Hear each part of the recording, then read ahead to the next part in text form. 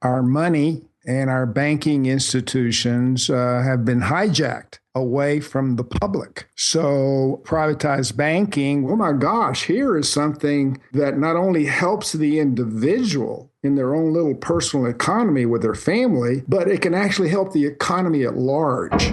Tired of doing the same thing day after day? Seeing the same people talk about the same things? Hearing politicians promise the same BS? Don't let anybody tell you that it's corporations and businesses that create jobs. My change in party will enable me to be re-elected. Too many OBGYNs aren't able to practice their love with women all across this country. Well, you don't have to anymore. Welcome to the Borderless Podcast, your guide to traveling, investing, and living beyond borders, where we talk about living the life that you want to live, where you want to live it. From beautiful San Miguel de Allende, smack in the middle of Mexico, with your hosts, Joanthan Lockwood and James Guzman. Welcome to the Borderless Podcast, traveling, investing, and living beyond borders, where we talk about all of the things it takes to live beyond your borders. Joanthan Lockwood here at the Borderless Podcast, along with James Guzman. How you doing, James? I'm doing good, Joanthan. I've been kind of busy the last week, putting together some deals. Got a website thing that looks like that's going through, so I'm going to be working on that, helping some people set up their website down here. And then, this bar I've been looking at, that it really looks like it should be a good thing, but, lots of different variables that go into it that could make the deal not work out. But, I'm hoping that works. You going to go for the outdoor concept or the indoor concept? I think we're going to keep it outdoor. I'd like to, if it's just negotiating the rents and that kind of thing. So, well, I've seen the space. It seems like it'll be great. Yeah, absolutely. Good for you, man. Yeah. All right. Have you seen this band? It's with David Garza, Voodoo Chile. They're playing tonight up at. I saw something about that. I didn't know David Garza was a part of Voodoo Chile. Yeah. He's and they're playing at Paprika. Oh, really? So, that's where I saw it. Yeah, I like Paprika. It's a nice place. Yeah. Cool. So, well, David blues. Garza's a great guy. Yeah. And so I'm sure, and he's a great musician and performer, so I'm sure it'll be cool. I'll check it out. Yeah. All right. So what we're trying our asses off to do with the Borderless Podcast is help you if you're someone who's trying to expand beyond your personal borders. This could mean a lot of things. For a lot of you, it means getting out of your jobs and starting your own businesses. For many, it means having location-independent businesses that allow you to travel or live internationally, or at least move outside of your home country if that's something that is interesting to you.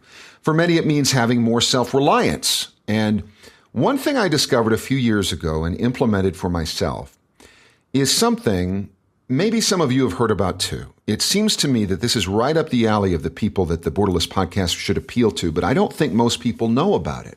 It's known by many names. I've heard people call it the bank of you, infinite banking concept, privatized banking. But instead of getting into the interview, I wanted to start this off because I'm very familiar with it. I've had some friends that were familiar with it. It took me a long time to understand this. It takes a bit of time invested, but it is worth it. When we talk about the infinite banking concept, we're talking to you about a system that can kind of free you from the Wall Street / banking system that, if you really look at it, kind of just ends up holding everyone captive their whole lives, or most people. It's very simple to implement, though. The infinite banking concept is like having your own bank. So you can access money from it anytime you want. You can spend your money however you like, and you can pay yourself back whenever you want. You will never have to pay interest to another financial institution again, as long as you make this work for you. There's no more credit checks since it's your money. There's no loan applications. No worrying if you don't make a payment, somebody's going to come after you. This is your bank. But what is this bank? It's weird.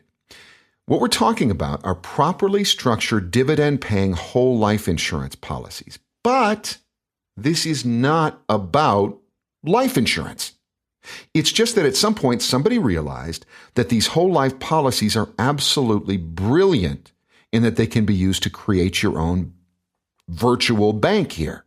It is an added benefit that by having this, you do have a death benefit for your heirs, for anyone. It occurs to me this is sounding like a commercial. So to be clear, that is the work that I do. I'm a voice talent. I do commercials, but this is not a commercial. I do not sell this. I am not involved in promoting it, but I've been using it myself for a couple of years, and I really am enthusiastic about it. So that's why it sounds like a commercial. And so what I thought we would do is find the guy who I thought would be best suited to talk to us about this. His name is Carlos Lara. He is CEO of United Services and Trust Corporation, a consulting firm specializing in corporate business advisory services. His specialized services have been used extensively by many large corporations. Lara's business background makes him a regular speaker at industry trade symposiums and credit management conferences. He is a passionate advocate of Austrian economics. Lara speaks and writes frequently on the subject. Firmly believing that Americans can help steer the country back to solvency, Lara has increased his efforts to educating audiences everywhere on the subjects of money and banking. He also publishes the Lara Murphy Report, a special online economic research and reporting newsletter for financial professionals, which he co-authors with Austrian economist Robert P. Murphy, Ph.D. You know him, don't you, James? I do. Robert yes. Murphy. Mm-hmm. The two also, now this is how I know about Mr. Lara, is both he and Robert Murphy co-authored the great book, How Privatized Banking Really Works, that helped me to kind of understand this. He was born in Monterrey, Mexico. So that's just up the road here, 6 or 7 hours. He grew up in Dallas, Texas, where he studied at the University of North Texas Business School. He served in the armed forces from 70 to 76 as a U.S. Marine Corps reservist. In 1970, he married Ann H. Browning. Together, they have 3 children and 5 grandchildren. They've been residents of Nashville, Tennessee for 39 years. Both are members of Covenant Presbyterian Church. Boy, I needed to edit that a little bit more. Anyway, Carlos, welcome to the Borderless podcast. Well, thank you. Thank you very much. I'm happy to be here with you and your listening audience. Excellent. Well, I thought we would jump right into it here, Carlos. Let's refer to the subject as privatized banking. Is that okay? Sure. Okay. That's fine. As simply as possible, we can expand upon this, but just so that people can get a handle on this, explain what privatized banking is. Well, to do an adequate job of explaining privatized banking, I think we have to recognize, first of all, that our money and our banking institutions have been hijacked away from the public. So when we speak of privatized banking, we're actually speaking of returning money and banking back over to the private sector. Now, obviously, that raises a lot of questions. How in the world did you do that? Do you do that? And what I discovered through reading a very important book entitled Becoming Your Own Banker, written by Mr. Nelson Nash, who is the creator of the infinite banking concept, which is privatized banking, a way to practice privatized banking again.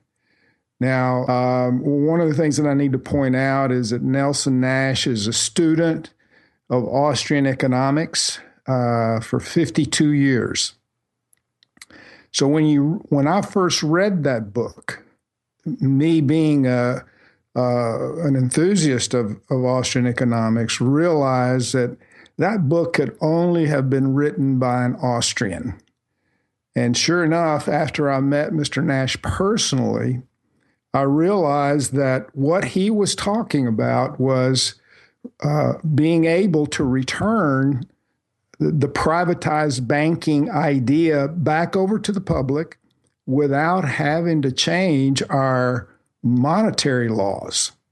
It's a perfectly legal way to do it, and it's a phenomenal concept, very radical. You have to do a great deal of adjusting in your head simply because Mr. Nash conceived of becoming your own banker by using the infrastructure or the platform of a very old and boring financial product that's been around for almost 2 centuries, which is the dividend-paying whole life insurance product. It's the product that most people think is the worst place to hold any money. And sure enough, since the 1960s, that particular product is not sold by most insurance companies. So part of the paradigm shift involved in understanding how to practice privatized banking is to come to grips with the idea that you will be using the platform, the infrastructure of a dividend-paying whole life insurance policy in order to practice privatized banking today. Okay, so privatized banking sounds very exciting. How in the world does a dividend-paying whole life insurance policy act as a private bank? Well, here again, it's a major paradigm shift, and of course, we have to make sure that we understand that we're not actually talking about creating a bank like the ones that's on our street corners, in our neighborhoods. We're talking about the idea of being able to have a pool of money somewhere that we consider to be very well protected. And it is, because it's not found in the commercial banking sector or the Wall Street investment type of pools of money. So it's in the insurance sector, which is operated and run completely different than those other two intermediaries. So the insurance sector consists today of probably over 2,000 life insurance companies. However, probably only about 50 of them actually carry the whole life product. So, and the reason is because the whole life product, fell out of favor. But prior to 1960, this is pretty much where individuals used to save their money in a whole life policy. Okay, so this isn't something that is new, this concept that you're talking about. How long has it been around? How long have people been using life insurance policies in this way? Well, using it in this way, I would have to say that it's been fairly recent, and really since Nelson Nash conceived of this idea. Which was when? Close to 25 years, maybe 30.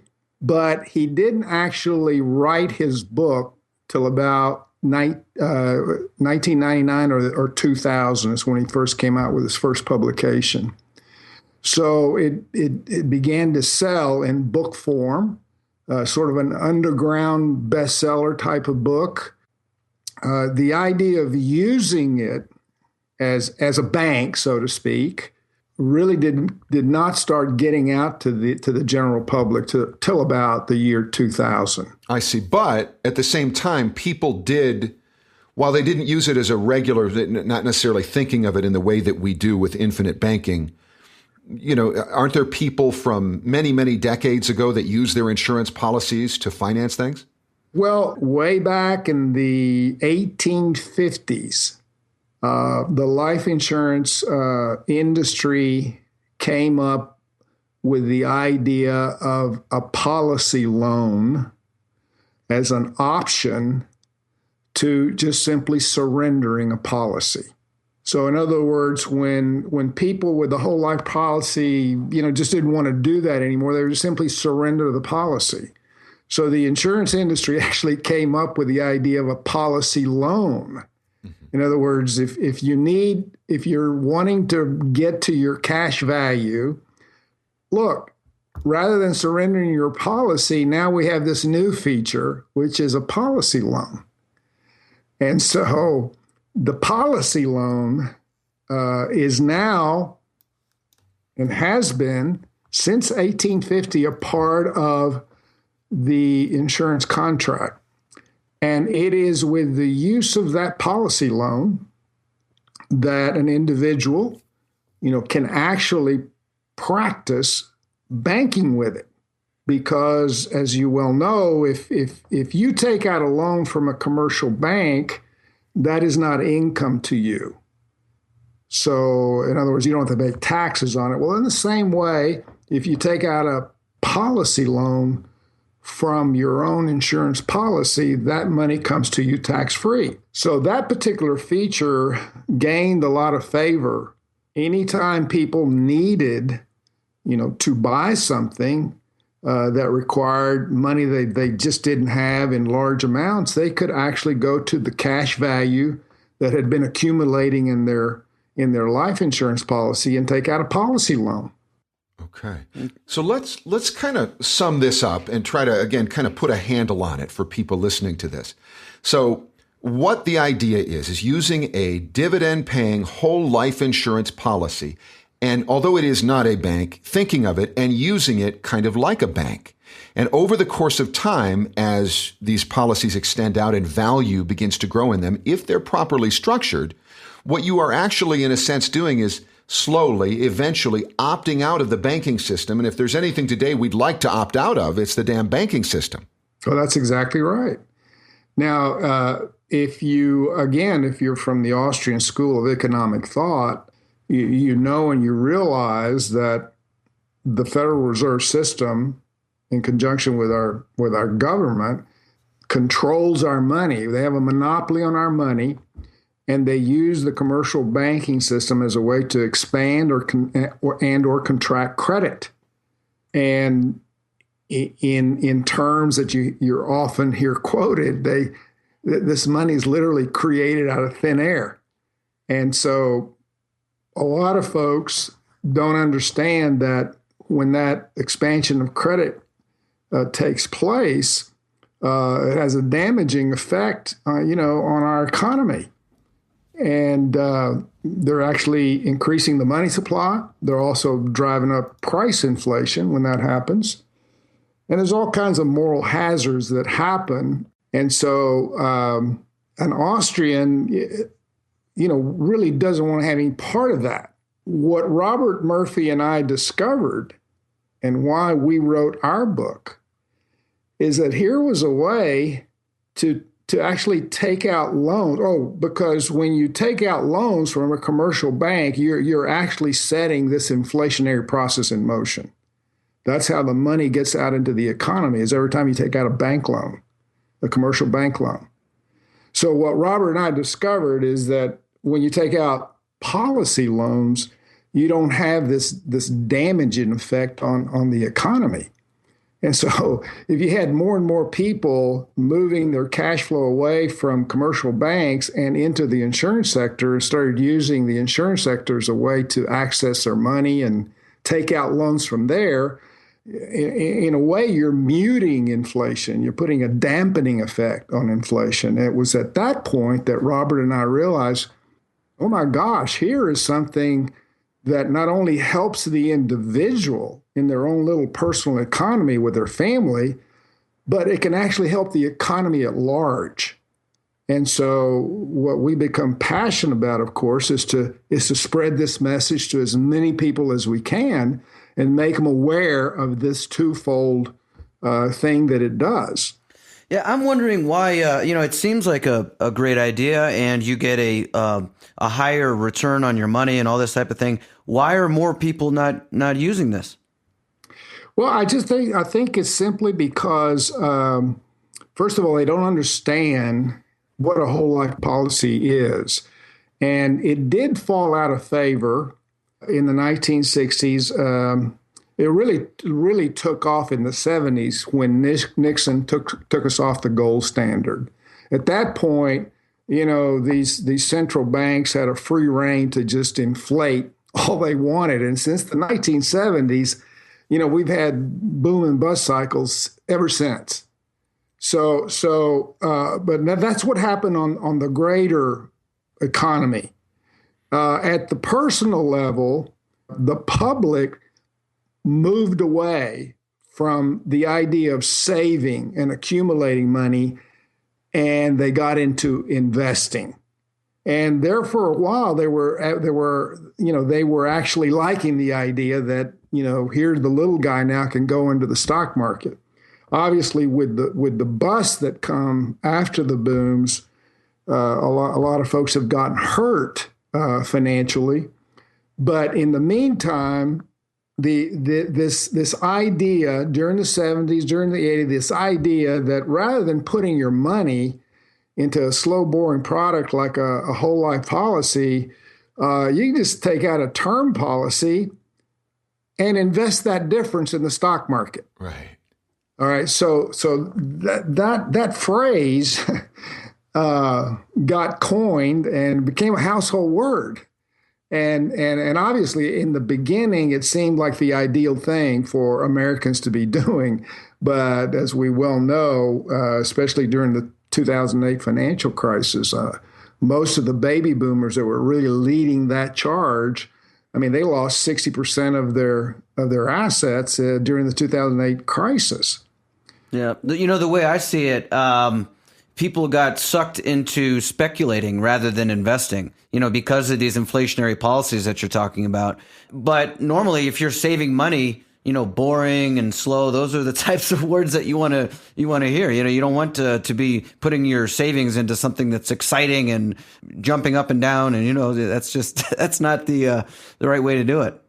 Yeah. And the other things you have to realize is that during the time that this inflation was really getting into gear, the insurance sector is a way to survive. Because I said they only had the term product, they had the whole life product. So a way to survive, they started coming up with market sensitive products like universal life and variable life and things that the public maybe, would be interested in and come back to the insurance. And less people bought the whole life product. So it became one of those products that started to die out. During the crisis in 2008, when so many boomers were just looking around and everything was crashing all around, wondering, well, where in the world do we put our money now? Real estate doesn't work. Mutual funds have collapsed, even our money market funds, have collapsed. Well, where do you put your money now? Well, a lot of these baby boomers ran to the insurance sector, but they basically ran to annuities. You keep asking the question, why haven't we heard about this? Well, it's simply because still today, after all of this, the whole life product is a product that's not sold by the bulk of the insurance companies that are out there. Yeah, I agree. I think that's it. When you mention whole life insurance, most people, for decades now, haven't liked it. And so when you start talking about using it as a sort of bank, they're, what? The guy who I found out about this from is a guy who was a financial advisor for many years. And he told me, he said, when someone first told me about this vehicle, he said, whole life insurance? I hate whole life insurance. Why would I? And it took him, as a guy who's been a financial advisor for many years, a long time to really get this. And so what I want to do again is simplify this as much as possible, because I remember how difficult it was for me to understand this. So folks, listening to the Borderless podcast, we are talking to Carlos Lara, author and management consultant. He's author of How Privatized Banking Really Works. Imagine that you don't want to be a part of this banking system anymore. Not that you can be completely insulated, but you want to do the best job you can. So you want to buy a car. What do? You can go to a bank and you can finance it, or you can finance it yourself through your own policy by taking out a policy loan. So this is the concept, and it's very powerful when you start looking at the implications, and we'll try to simplify them as we go on. But right now, we want to say thank you to one of our sponsors. Today's Borderless podcast is brought to you by the Condescending Group, the online leader in promoting moral superiority. And right now, the Condescending Group is proud to introduce something they've been working on for a long time now, the Second Handers Card. Now, this is not just like any VIP or discount club card. Your application for the Second Handers Card will be carefully reviewed by the Condescending Group themselves for any signs of accomplishment or proficiency, which will get you immediately rejected. With the Second Handers Card, you can get into all the best parties, restaurants, bars, and clubs where people who ride on the coattails of others are warmly welcomed. And you can feel comfortable knowing others just like you will be impressed by your similar lack of talent and skill of any sort, and your mutual appreciation of shitty art. The Condescending Group's new Second Handers Card. Apply today. The Condescending Group. They care more than you. Okay, so we're back with Carlos Lara talking about the concept of privatized banking. And it's only my awareness. Now, I'm slow about these things, as I've told people before. my awareness that most people take a little while to really get this, that makes me want to simplify it even further. So tell us, please, if you would, Carlos, what are the advantages? Average person wants to buy a car. Let's say that car is $20,000. They can go to a bank and finance it, or they can finance it themselves through one of their own sort of banks, these policies. What are the advantages of financing it yourself? Okay, so I think it's important that your listeners know that this concept really is hard to get. And it took me 3 years before it finally sunk in what in the world we were doing here. So, your listeners are going to go, well, I don't understand. I just don't get what is being said here. I am a workout specialist for businesses that get into financial troubles. It's a highly specialized kind of work in that when a business runs out of cash and credit, they're going to go broke unless they figure out how in the world they can access more capital and get themselves back on their feet. So as a consultant doing that kind of work, I'm looking for anything that business can liquidate, turn to cash, lay off overhead if it's too high, cut expenses wherever. So we take all these practical things. Well, one of the things that hit me about IBC, which is the infinite banking concept, the way to practice privatized banking, is that the key to this whole thing is that the terms of the loan are different than any other place outside of a policy.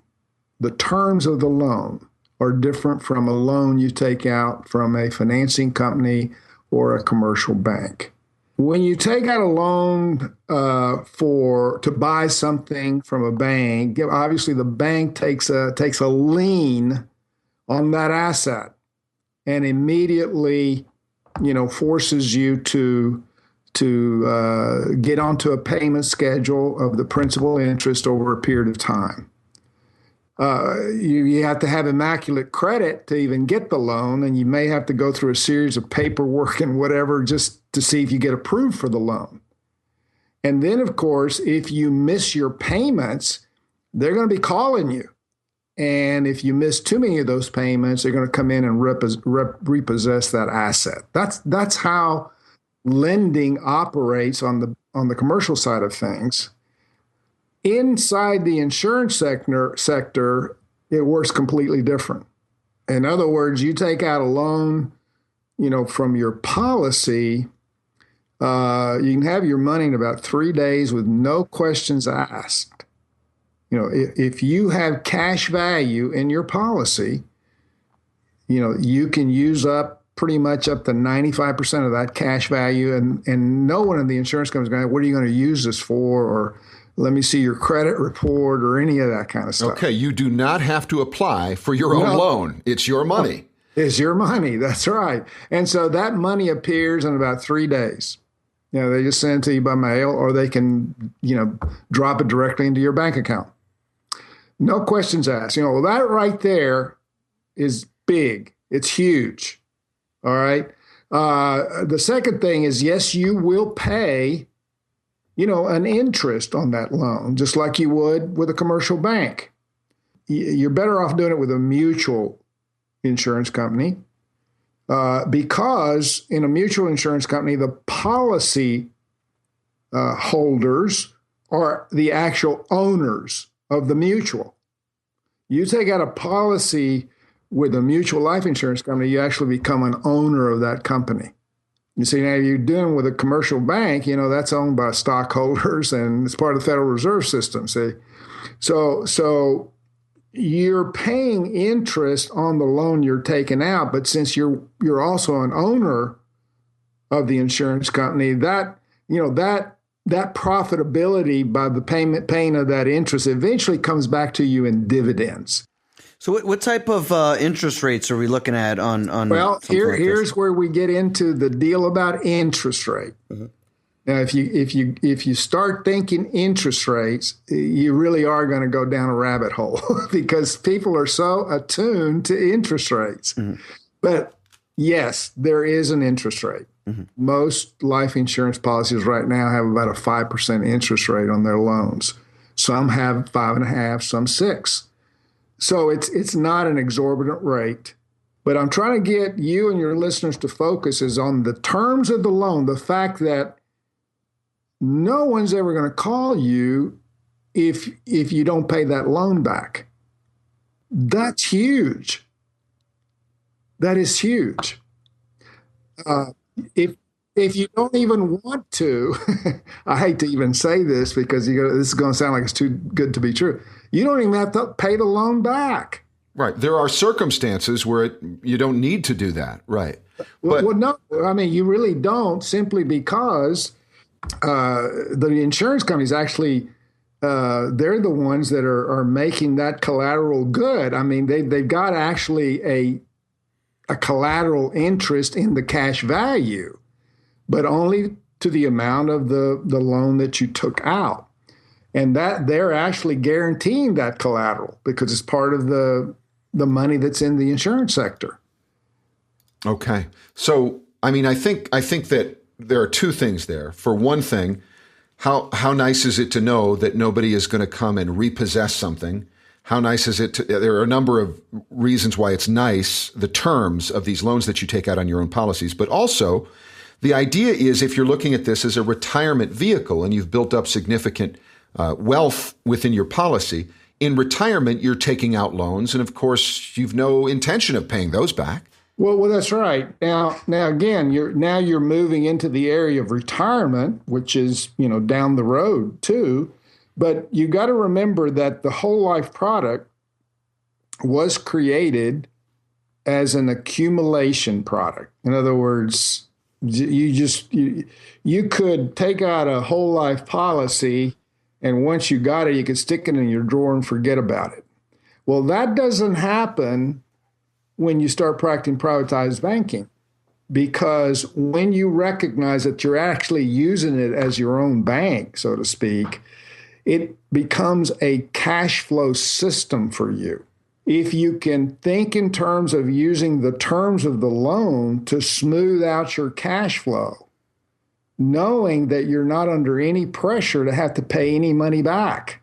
Now, you would want to pay it back, obviously, because you are accumulating money. You're just simply continuing to build your pool of funds, but you're under no pressure to do so. And that is a big plus to have when you're trying to manage cash flow. If you're trying to start a business and you reach into your own pool of money, use that capital to start up your business, you can wait a year before you pay it back, 2 years, 3 years, whatever time you need. And now the whole time you're doing that, it does not stop the growth of your cash value. There you go. That's key. That's something I think people need to understand. That is the huge advantage of these policies. Yeah. Now, remember that the insurance company has just got a lien on the amounts you took out, but that doesn't stop the whole life product from continuing to compound that cash value. And every single year, it's paying you dividends that also compound. And so your cash value continues to grow, irregardless of you taking the money out as a loan. Right. And so just to illustrate that for people, I want to tell them about my policy. I have a policy that will guarantee me 4%. Okay. And that doesn't count any dividend. And this company's been around for 114 years, and they have always paid a dividend right straight through the Depression. And this is something we're going to get into in a moment here, just how safe insurance companies are as compared to banks. But let's say you, folks listening to the Borderless podcast, you have an insurance policy in which you've accumulated, let's say, $30,000. And it's getting at least 4% per year more when you consider the dividend. And you want to buy a car for, say, $15,000. Now, you're taking a loan out. So technically you still have $15,000 worth of value in there, but really it's accumulating still at the rate of $30,000, that 4% plus the dividend. So yes, I have to pay 5% on the loan that I have taken out, but that money, that $15,000 of the $30,000 I've taken out to buy a car, it is as if it is still in there. It is still accumulating that 4% plus per year. That's right. Okay, I wanted to make sure that sounded right to you. Yeah, no, that's correct. That's correct. And that's the second, like you said, is the second significant point about. First, it's the terms of the loan, and then this second one, which is big as well. Right. The fact that the money continues to compound, the dividends continue to be paid, and so you're constantly building up your cash flow as you go. So just imagine that. Just imagine, for instance, in the first case, what Carlos said. You take out a loan from a bank for a car, and you're like, oh man, I wanted to start this business, or something's come up in my life. You call up the bank and you say, hey guys, I'm not going to make any payments for like a year and a half. Cool? It just isn't how it works. And yet it is that way with one of these things. Furthermore, you cannot, let's say you're earning some sort of interest in some sort of bank vehicle. Well, not today, but maybe in some future time, you're actually earning a little bit of interest. Maybe you've got $30,000 in a bank account and you take out $15,000 and you call your bank and you say, yeah, I want to keep making the interest rate on that money I take out. Cool? Well, no, of course not. That is what these forms of privatized banking through the dividend-paying whole life insurance policies are doing for you. It is ingenious if you haven't figured it out yet. Right, and then you can manage the cash flow as you want. You might just simply pay the interest every year, but which, by the way, the interest that they charge you does not work in the same way that the interest that's charged to you by the commercial banking sector. Right. It amounts to basically an interest charge at the end of the year. What are the tax implications for these dividends, and as your life insurance policy is growing? At what point are you taxed on that money? Okay, well, all of the accumulation, all the compounding that's going on. I'm not an insurance agent, so I can say this quite freely. They don't like, the insurance sector does not like for insurance agents to say this, but it really accumulates tax-free. Oh, wow. Okay, but you also need to understand that the dividends that come to you, you can take out the dividends and as payment if you wish, and they come to you tax-free. Huh. But I always advise people to just let the dividends, reinvest them back into the policy is the best thing to do. But those dividends come to you tax-free. If you take out the policy loans, that's tax-free money as well. And there's nothing illegal about either the fact that those dividends come to you tax-free or the policy loans. All right. That's beautiful. Now, what I want to address at this point, and if we could try to, make it as simple as possible. I mean, the banks, they're scary when we think about the fractional reserve banking system. How do these insurance companies compare as far as parking your money in them as opposed to a bank? They're just so completely different as an institution. I mean, the whole structure of what they're doing is different from what banks do. When you take out a whole life policy for whatever the amount is that you're taking on the death benefit side of it, you're going to get that money one way or the other. Either if you live long enough, that whole life policy is just going to mature, and they're going to give you that cash that equals out whatever that death benefit is that you bought. Or if you die prematurely, a year after you take out the policy, they're going to give it to you. So every time you take out a policy loan with an insurance company, I mean, it's a liability to the insurance company. But with those premiums, the life insurance company goes out and buys assets and matches those assets, and they're long duration assets. Mostly, I think it's 74% are made up of bonds, either U.S. Treasuries, 47% of the bonds are investment grade corporate bonds. So they're conservative assets, about as conservative as you get. And then they like to match those assets against those liabilities and then just let them run. They have excess reserves on these liabilities, which I like. And it's regulated by the states, by the way. It's not regulated by the Federal Reserve or the federal government. These are state regulations on insurance companies. And the insurance companies are not allowed to invest in risky investments. If they do, they have to come up with extra reserves. Mm-hmm. So you start to look into how they operate. You see that why during the Great Depression, very few life insurance companies failed compared to what we saw in the banking sector. Well, in the 2008 financial crisis, you had the same kind of outcome where you saw, 1,200 commercial banks that got underwater. The life insurance, industry stayed strong and solid. So they're well insulated. They operate extremely conservatively. It's very unlikely that you'll ever have to we'll ever have any real serious problems with the company going under. If it happens, it's probably a very low-rated company that needed to be closed in the first place. So the ideal thing to do is you're going to get one of these things, look very carefully at the ratings. The rating agencies put out ratings on these companies, and just deal with the top notch, the AAA companies. And you'll see that you're dealing with a very conservative, very safe institution.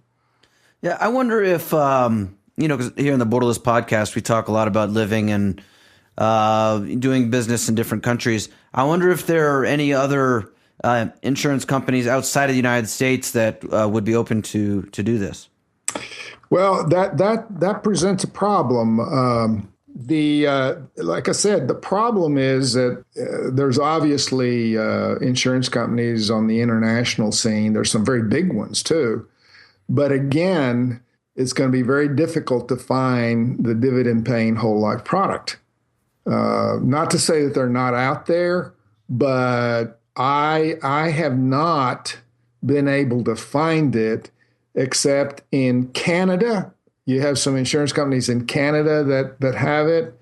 I actually visited Mexico back in October and was speaking to someone that was in the insurance industry, and he was contracted with AXA, which is a very large French company. But from the way he was describing it, I never did check it out for sure, but the way he was describing it sounded like a universal life product, which we would not recommend for using this. So it's still hard to get the whole life product in other countries, very hard. U.S. companies will underwrite individuals that are living in foreign countries if they can come into the States and have their paperwork done and provide a United States address where the insurance company can send them their information. They want an address in the United States, and of course they have to be U.S. citizens, just living in a foreign country. Those are some of the requirements that a U.S. insurance company would need if they're going to sell to somebody that's living in a foreign country. Okay. Well, this has been really interesting, and it's been great talking to you. Carlos Lara, author and management consultant, author of How Privatized Banking Really Works. He talks about the infinite banking concept, which is something really created by Nelson Nash specifically, teaching you how to become your own banker by creating your own banking system using dividend-paying whole life insurance policies, using available savings and cash flow to kind of build your own bank. So there's one question that we like to ask. Usually James asks this at the end of this for people who may be listening to the Borderless podcast right now.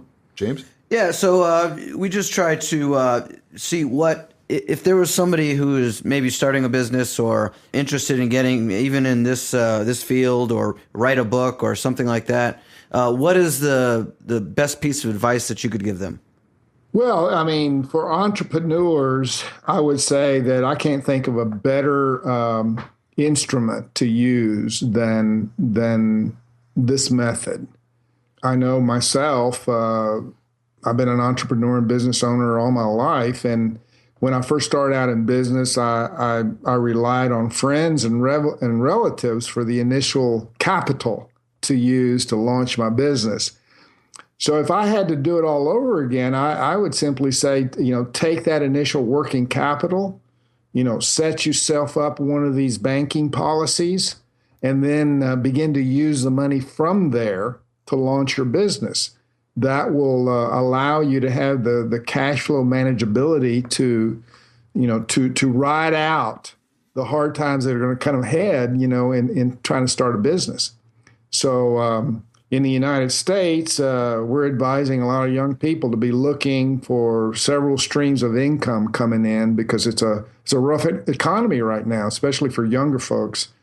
So that would be my suggestion: is set up a bank, in the way that Nelson Nash describes it, as quickly as you can, and then use the funds that you have, to go from there. L. Carlos Lara, we appreciate so much your time on the Borderless podcast. And is there a particular website you would recommend for people to go to learn more about the infinite banking concept? I would recommend you go to infinitebanking.org.